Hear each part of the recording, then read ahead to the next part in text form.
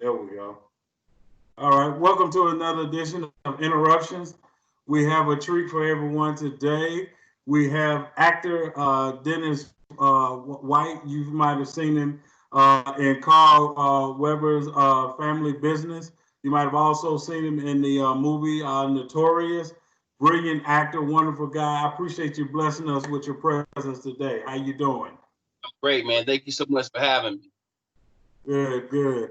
My first question that I have for you, I just wanted to know, with you being a young man, how did you get into acting? What made you want to choose it as a career? Well, I've always, growing up, I always was an actor. I always was doing plays as a kid, playing sports. So it's just a natural progression. Doing music as well. My mom was in the gospel music, and I rapped, I sing. So I always was a performer. Um, and so it evolved when I moved to New York. Well, before I moved to New York, I lived in DC, and that's Hmm. where I started doing a lot of music, and I started doing a lot of theater there. And then Okay. I actually did a play. I played Tupac Shakur. Oh, Um, wow. days. Yeah, that was a lot of pounds ago. That was a while ago. And then when I moved to New York, I was just really hustling. I knew I wanted to be in the entertainment field. I knew I was a good actor. I was taking classes, and Hmm. I got my first break doing a TV show on Fuse Television. So that kind of really introduced me and opened me up into the industry, and I just kept working. Okay. Let me ask you a question because how do you take on a character? Like you said, one of your first roles you did, you had to do, you had to play Tupac, right? And Yeah, then you had the Biggie in the biopic of Biggie, and you had to play one of his his best friend. How do you prepare for a role, those different type roles? Because Pac had a lot of layers to him, and then with the Biggie biopic, you playing his best friend. How do you get ready for roles like that? well, with the Tupac situation, um, it was a little different because there was so much information about Pac. So, I had his music, I had video clips, so I had a lot of information. The play was called The Seventh Son, and we did that in DC. And Okay. so, and I had like 13 long monologues in this play. It was really a great play. And Okay. so, um, I just it kind of took over me. Like I was really for a while, I was in my pop element, even when I wasn't on the set.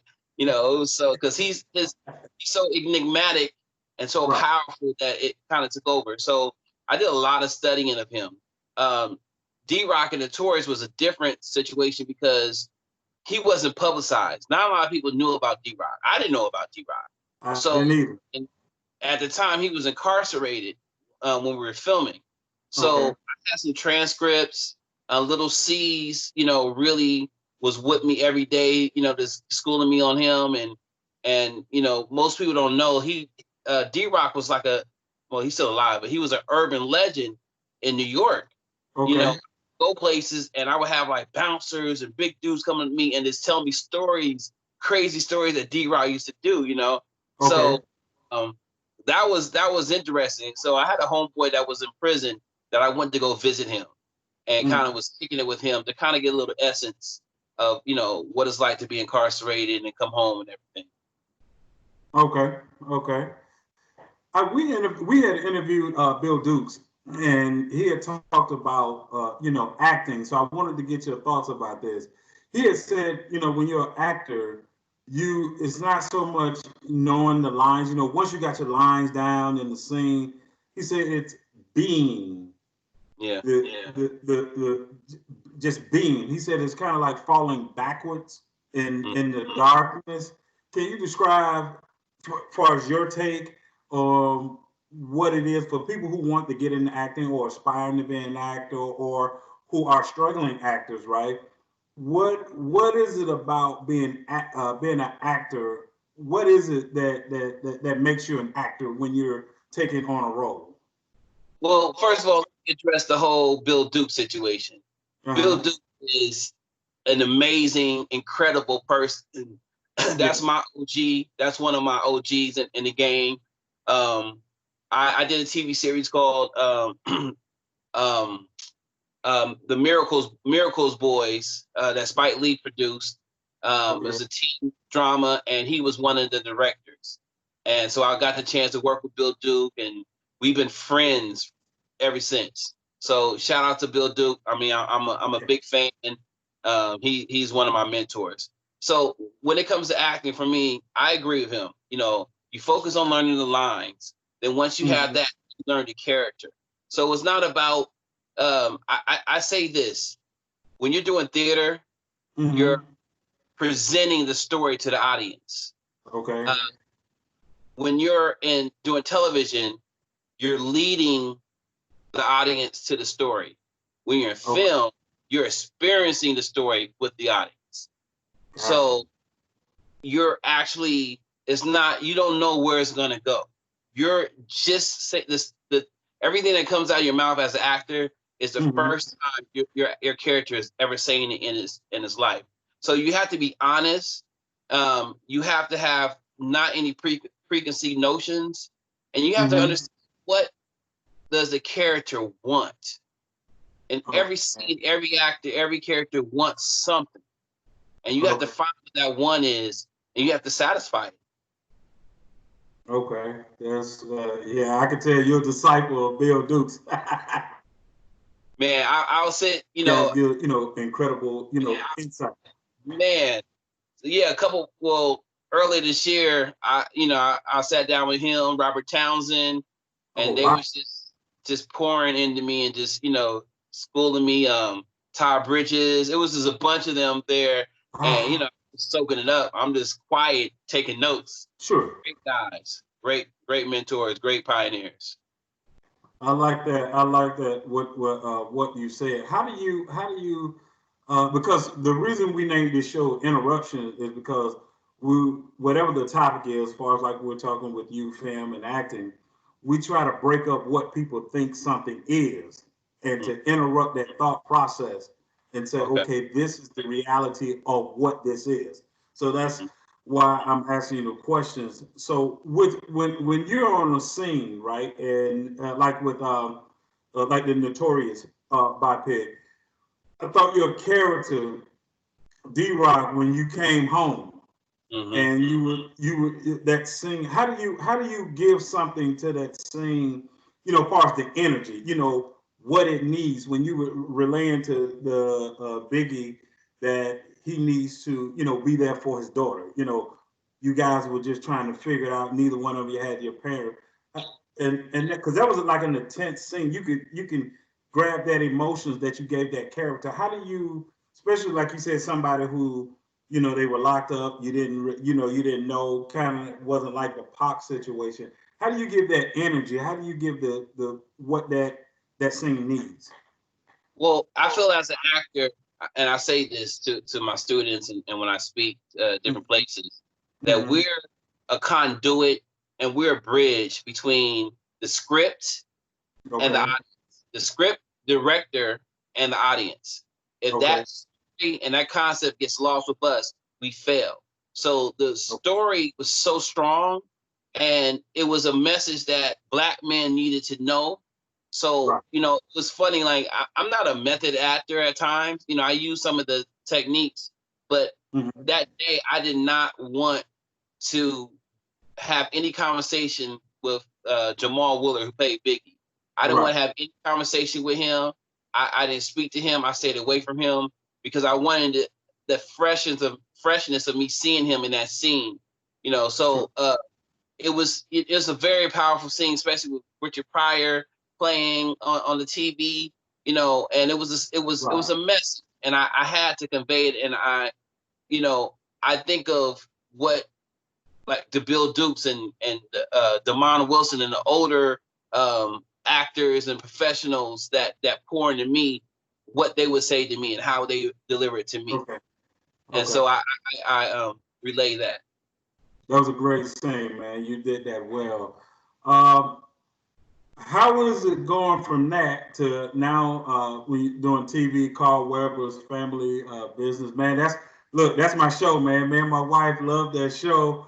My wife did want me to give you a message. She wanted to know, man, why you let them shoot you like that, man? What was it? She was like, where your gun at you, man? You knew you were driving there, man. Come on, man. You supposed to be ready. Yeah, man, I caught a bad one. You know, I enjoyed it. But before we do that, I'm looking at the picture you have in your background, Mm-hmm. and that's I used to live in that building. So the very first day we filmed Notorious, we filmed in front of the building I used to live in, which was That's so amazing. powerful to me. It gave me inspiration and made me want to go further. But okay, so let's just the family business. So Sure. man, we shot it last season, the first season initially as a movie, and Right. BT loved it and extended it into a TV series. And so this season and first season as well is really based off Carl Weber's books. Right. So my character Kennedy, he's a very pivotal part in the story. So this season is like no other because we had a chance to actually start and write from scratch the scenes and the characters instead of at the last minute trying to put pieces together. So it's so powerful. I mean, it's a lot of great actors in there. We have a bunch of guest appearances, and my character. Yeah, I mean, I don't want to give away too much, but yeah, Uh-huh. he went out on the blaze of glory. So he was gun battling. So, we'll see in the second part of the second season what Right. happens, Kennedy. But it's a great show. It's a great family, behind the scenes. How's it? And that's how I was going to my next question. So you led right into it.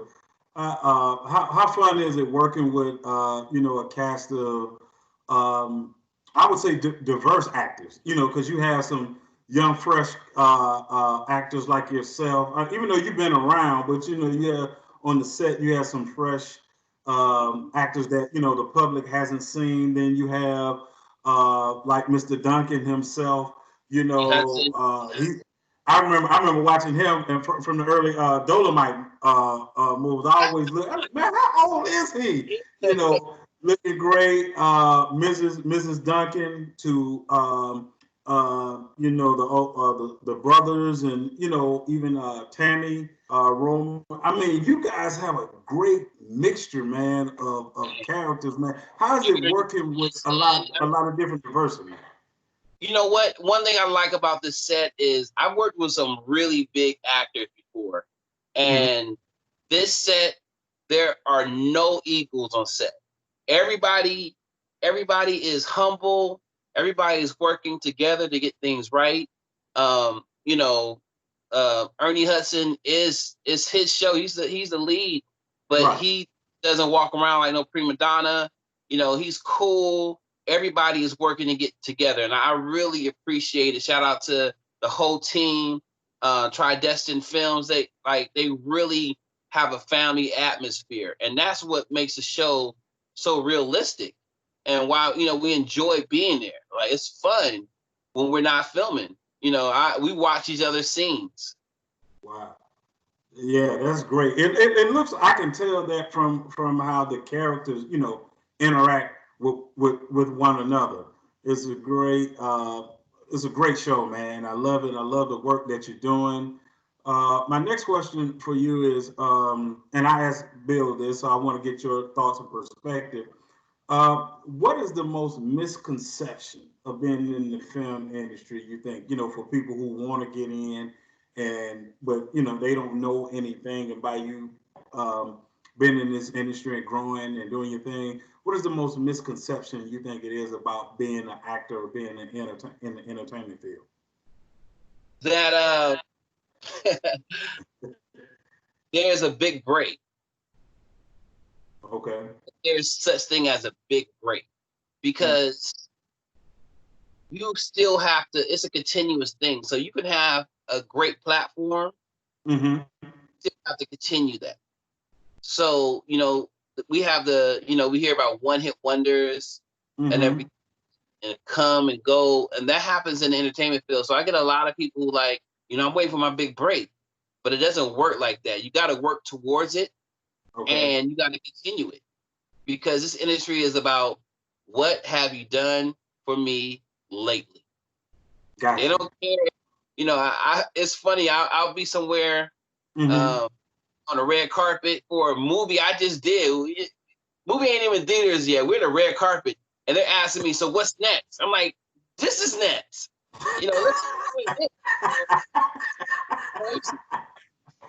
So we have to learn as actors in entertainment field to I say bask in the glory or appreciate what we're doing, because if we don't, we'll push ourselves so much so we're trying to do bigger and better, and it's never satisfied. That's why you see a lot of entertainers who have drug problems, who commit suicide, because they're looking for that next fit instead of being joyful and appreciating where they are. Of course we want more, we want bigger, but we got to appreciate the journey towards it. So by you saying that, what keeps you grounded? What keeps you? Because even looking at I'm gonna tell you the thing. And we just met. I don't know you like we hung out or something. But just looking at the pictures from you, on Google and stuff like that, man, you look like a real relaxed, laid back, individual. What keeps you humble? From the success, like you said, not it going to your head, not you think, hey man, I did this, I did that, and enjoying what you've done, right? But at the same time, keeping you humble so you can proceed to be someone people want to work with. What keeps you grounded? Because I don't do it for the pat on the back. I don't do it so people can say I'm great. I do it because I love it.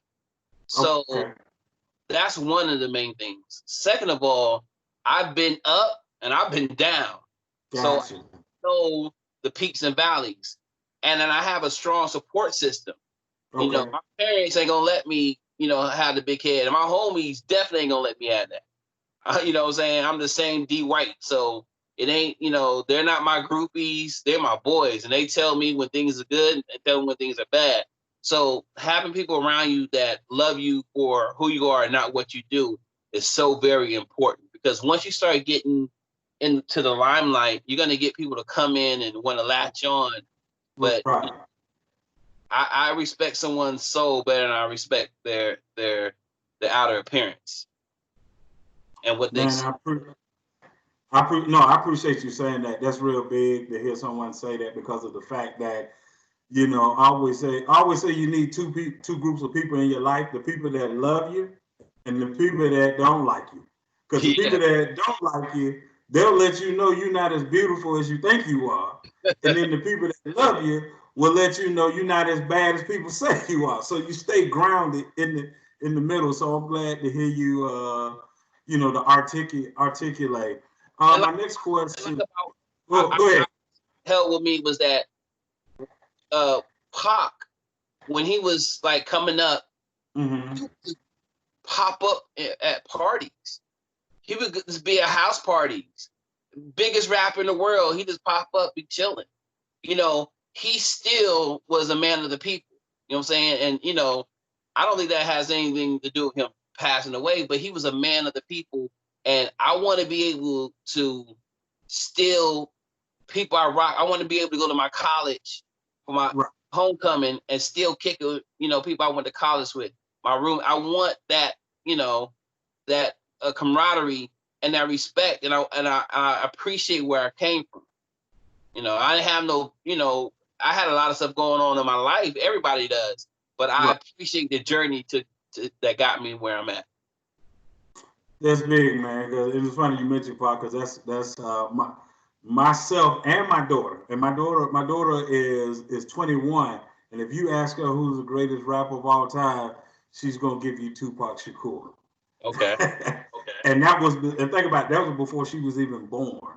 Wow. He was gone before she was even born. So she listened to his music, love him. So she knows she can get in the car with me anytime and we can rock out the Pac, because I love her for that. And so I love you for saying that. I mean, noticing that that about Pac and implementing that, you know, in your life as well to keep yourself grounded and everything. When you look at everything that you've done and you look at what you're, you know, where you're trying to go in your career, right? If you could let our audience know what's for D White, what's important to him in your life? What's your inspiration? What gets you going and say, even though I'm an actor, this is my job, I love to do it. What inspires D White? Family. I'm a big family person. I love my family. And those are the people that are with me regardless of what I do in my career, what I do in my life. That their love doesn't waver based off how much money I make Gotcha. or how much money I don't make. You know, so I'm really big on family. I do this because I love it. And I tell people, you have to love what you're doing. How horrible is it for you to live a whole life and die not doing what you want to do? That's horrible. Yeah, it's rough. That's rough, Yeah. man. Even if you're not good at it, you're horrible. Try it. Do it. Yeah. So my last question for you is what anything new we should be looking forward towards you See how they coming out or how they working do. on? They ask me what's new. They always ask messing with you. I know. You see, I was trying to phrase it a little bit different after you had said that. I was trying to phrase it. It's all good. It's all good. So I have a movie coming out on BET this Saturday called Okay. All In. Me, Elise Neal, starring Little Mama, Rob. Okay. This is a powerful movie. I think it's 9 p.m. on BET and BET Her. Okay. That I just directed a feature called The Prayer that Okay. we're prepping, we're post production, putting that out. And I still have my company, Act Like You Know, where I teach acting classes, private coaching for aspiring actors. So, anybody that's interested in acting, and they're really serious about it, I help them get to where they got to go. Okay. Is there what's the is there a website there that they can look that up? I want to make sure I put that out for you. It's actlikeyouKnow.org. Okay. Okay. When I get ready to put this out, I'll send it to you and I'll make sure I have it up so people can see it and look you up. Thank you for once again coming on, blessing us with your presence. We love your work and everything that you do. And we hope that when you have more time, we can bring you back on. Matter of fact, you know what? Reach out when you have a little bit more time. Let's bring you and Mr. Dukes on and kind of have the OG with the young lion. Let's do it. Because All right. we get into it. That's my man. We get into it.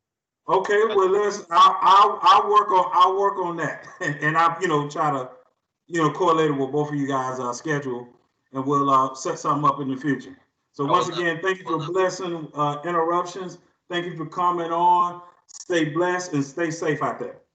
Peace.